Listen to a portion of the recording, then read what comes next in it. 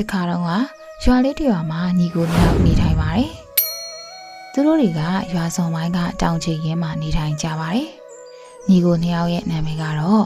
အကြီးဆုံးကလှကျော်ဖြစ်ပြီးတော့အငယ်ကတော့အေးကျော်လို့ခေါ်ပါတယ်။သူတို့ညီကိုတွေမှာမတူညီတဲ့ကိုရီကိုသွေးစီရှိကြပါတယ်။ဒါတွေကဘာလဲဆိုတော့တာအကြီးဆုံးဖြစ်တဲ့လှကျော်ကအိမ်မှာမနေခြင်းအပြင်လျှောက်သားနေရတာတွေကိုနှစ်သက်ပြီးတော့သူ့ရဲ့မိဘတွေကိုကူညီဖို့စိတ်ကူးမရှိပါဘူး။တားငယ်ဖြစ်တဲ့အေးကျော်ကတော့အလုပ်ကိုကြိုးစားပါတယ်။အလုပ်အားတဲ့ချိန်တိုင်းစာအုပ်တွေဖတ်ထားတဲ့ဝါသနာပါပါတယ်။ဒီလိုနဲ့နှစ်ပေါင်းများစွာကြာပြီးတဲ့နောက်မှာတော့သူတို့ညီကိုနှစ်ကိုစလုံးရဲ့မိဘတွေကအသက်ဆုံးရှုံးသွားတဲ့အခါညီကိုနှစ်ဦးသာကျန်ခဲ့ပါတယ်။လှကျော်ကအသက်အကြီးဆုံးဆိုတော့မိဘတွေထံကလက်ကျန်ပစ္စည်းတွေကိုရယူမယ်လို့ဆုံးဖြတ်လိုက်ပြီးညီဖြစ်သူအပေါ်မယိုးမသားစိတ်တွေမွေးဖွားခဲ့ပါတယ်။ညီငယ်ဖြစ်သူအေးကျော်ကလည်းအနေအေးတဲ့သူဆိုတော့ဒါကိုသဘောတူခဲ့ပါတယ်။ငါတို့မိဘတွေတေးကုန်ကြပြီကွာ။အသက်မွေးဝမ်းကြောင်းပြီးဖို့ပစ္စည်းဥစ္စာတွေကိုမျှဝေတင်တယ်လို့ငါထင်တယ်။ဘာလို့လဲဆိုတော့ငါတို့နှစ်ယောက်စလုံးကအသက်တွေကြီးလာပြီဆိုတော့ငါတို့ကိုချလောက်ပေါ်ကိုရက်တီဖို့လိုပြီ။မင်းရောဘလို့ထင်လဲအေးကျော်ဟုတ်ပါတယ်အကိုကြီးဆုံးဖြတ်တာမှန်တယ်โอเคဒါဆိုလဲငါတို့အဖေတို့အမေတို့ကြံခဲ့တဲ့ပစ္စည်းဥစ္စာတွေကိုခွဲယူကြတာပေါ့ကွာအဲဒီနောက်မှာတော့အကိုဖြစ်သူကမြေကျွဲနွားတွေကိုယူလိုက်ပါတယ်ညီငယ်ကတော့စာအုပ်တုံးခွေးတစ်ကောင်ကြောင်တစ်ကောင်နဲ့ရိတ်ကတချို့ကိုရပါတယ်အကိုဖြစ်သူကဒါဆိုဒီမြေဒီအိမ်ဒီကျွဲနွားတွေကိုငါယူလိုက်မယ်နော်မင်းအတွက်ကတော့ရော့ဘောပင်ရဲ့စာအုပ်တွေရဲ့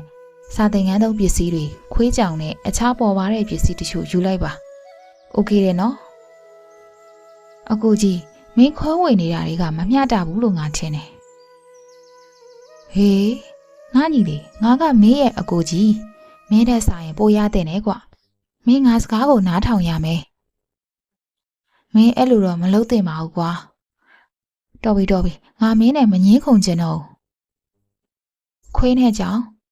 မင်းတို့ငါနဲ့လိုက်ခဲ့ရမယ်အခုချိန်ကစပြီးငါ့ကိုနဲ့ငါမနေတော့ဘူးအေးကျော်ကသူရတဲ့အမွေအနေငယ်ကိုအကုန်စုဆောင်းပြီးတော့တောင်ကြီးရင်းမှာအခြားတဲတလုံးစောက်ပြီးတော့အတန်မွေခဲ့ပါတယ်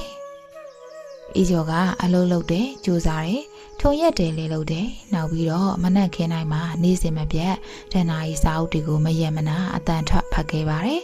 သူ့ရဲ့စာဖတ်တန်ကိုသူတဲလီပီနာကကြောက်တောင်တန်းကြီးကနှိတိုင်းကြခဲ့ပါတယ်။ဒီတန်းသားကြီးပုံမြင်ကိုဖတ်ခြင်းအပြင်နားထောင်ရန်ဆောင်တိုင်းဖို့နှစ်ထောင်ပေါင်းများစွာကြာအောင်အိပ်ပျော်နေတဲ့ကြောက်တောင်ဟောင်းကြီးကနှိုးထလာခဲ့ပါတယ်။ကြောက်တောင်တန်းကြီးကသူ့ရဲ့စာဖတ်တန်တိုင်းနှိုးထလာပြီးတော့တဟာဟာနဲ့အေးလေးရှိပါတယ်။ဟာဘဒူကတူလောက်လာပါရစ်တလန်ကိုဖတ်ပြနေရတယ်။ကြားရတာပါကြည်နူးစရာပါကွာ။ဒီလိုချစ်စရာကောင်းတဲ့ဇလန်ကိုဘဒူမှမပြောဘူး။ကြားတယ်မကြားဘူး။နားထောင်လို့ကောင်းလိုက်တာဟာဒီလိုနဲ့ကြောက်တောင်တန်းကြီးကအေးကျော်ရဲ့စာဖတ်တန်ကိုမနက်တိုင်းနားဆင်မှုအတွက်အမြဲတမ်းစောင့်နေခဲ့ပါတယ်။အေးကျော်ကသူ့လက်ထွန်းချိန်မှာလက်ထွန်းမှုကျွဲနာတွေမရှိတဲ့အတွက်သူပိုင်နဲ့ခွေးနဲ့ကြောင်ကိုပဲကျွဲနာအစားလေတွေကိုထုံရက်စေခဲ့ပါတယ်။ငါမှလက်ထွန်းဖို့နွားမရှိဘူး။ဒါကြောင့်မင်းတို့နှစ်ယောက်စလုံးကိုထုံရက်ဖို့စီခိုင်းရတာပါ။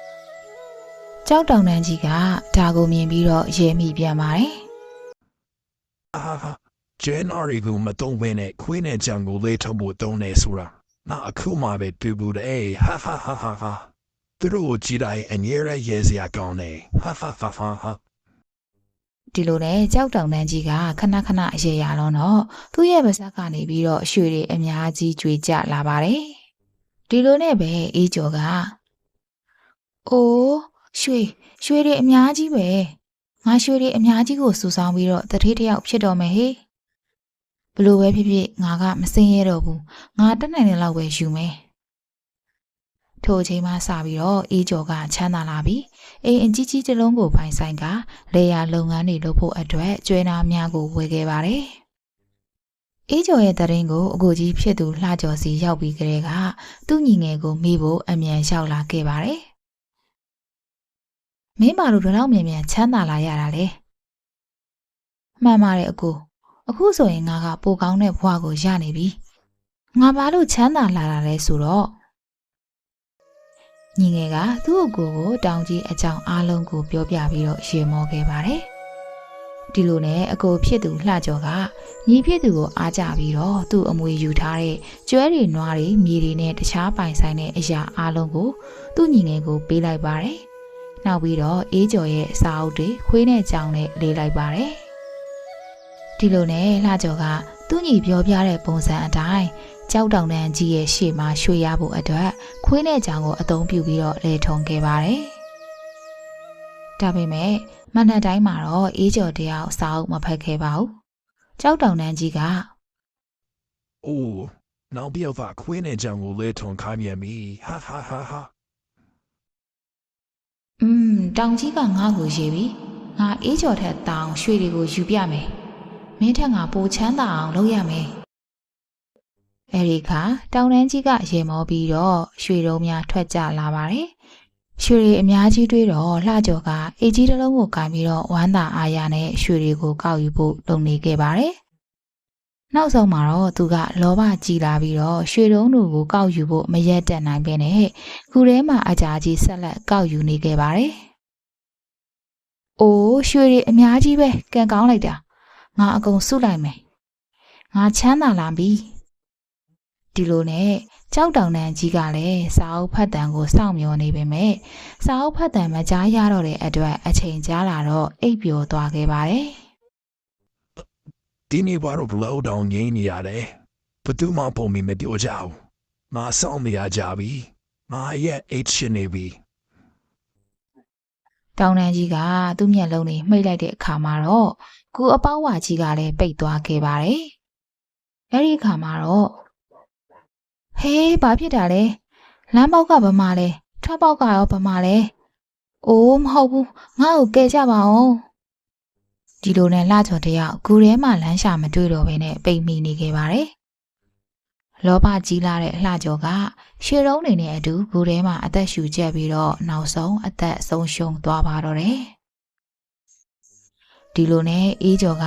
သူ့ရဲ့အကိုဖြစ်သူရဲ့အဖြစ်ကိုသင်ခန်းစာယူပြီးတော့ဆင်းရဲနွမ်းပါတဲ့ကလေးများစာအတွက်စာသင်ဖို့စာသင်ကျောင်းဆောက်လုပ်လှူဒန်းရန်အတွက်ကြောက်တောင်တန်းကြီးတွေကရတဲ့ရွှေအချို့ကိုအသုံးပြုခဲ့ပါတယ်ဒီမှာ